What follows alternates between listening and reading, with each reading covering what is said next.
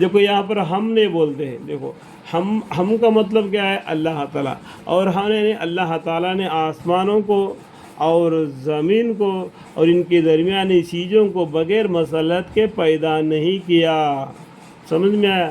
آسمان اور زمین کو پیدا کرنا، پہاڑوں کو، انسانوں کو، دریا سمندر کو، اس میں جی مچھلیوں کو، زمین میں رہنے والے جی جانوروں کو، جتنے ہوے میں بھی رہتے ہیں، ان سب کو اللہ تعالیٰ کوئی مقصد کے لیے پیدا کیا ہے۔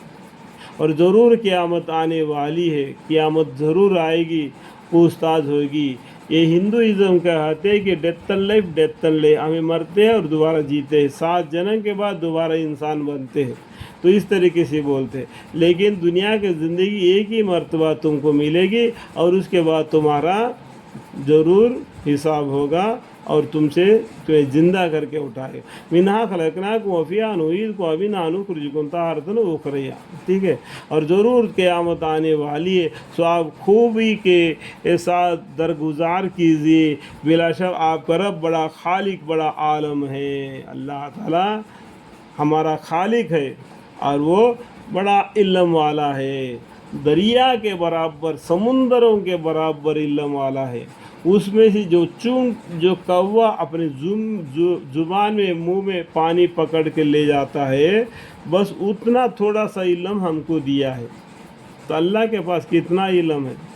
یہ تھوڑا سا علم سے اتنا انسان جو کر رہے آج کل دنیا میں ہلچل مچا رہے، آج کل سب جانتے ہیں، ٹھیک ہے؟ ان ربک هو الخلاق العلیم اللہم اغفر لی۔ اور ہم نے یعنی اللہ تعالیٰ نے آپ کو 7 آیتیں دی۔ 7 آیتیں کون سا؟ سورہ فاتحہ، جو نماز میں ہر رکعت میں پڑھی جاتی ہے۔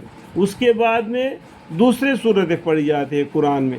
سب سے پہلا سورہ فاتحہ پڑھی جاتی ہے، وہ 7 آیتیں، سمجھ میں آیا؟ کہ مگر پڑھی جاتی ہے، بار بار پڑھی جاتی ہے نماز میں۔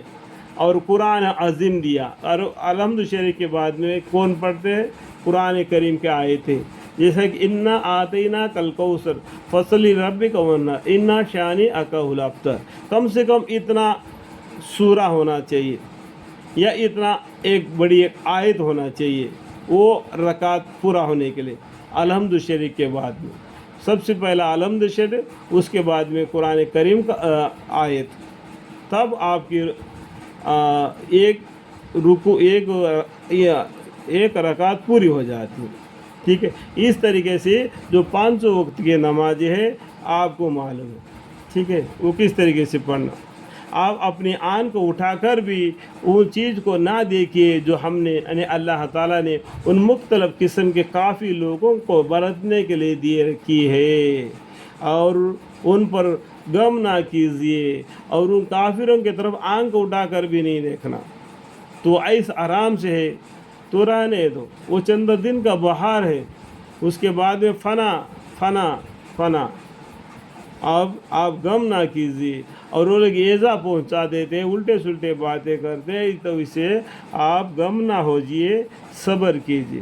جتنے بھی پیغمبر آئے ان سب نے صبر ہی کیا، آپ بھی صبر کیجیے۔ اس طریقے سے ہمارے پیغمبر کو اللہ تعالیٰ تسلی فرمائے، اور مسلمانوں پر شفقت رکھے، جو کلمہ پڑھ کے آپ کے ساتھ رہ رہے، ان کے ساتھ رحمت کے ساتھ پیش آئیے، شفقت کے ساتھ پیش آئیے، اور مسلمانوں پر شفقت رکھیے۔ آمین۔ اللہم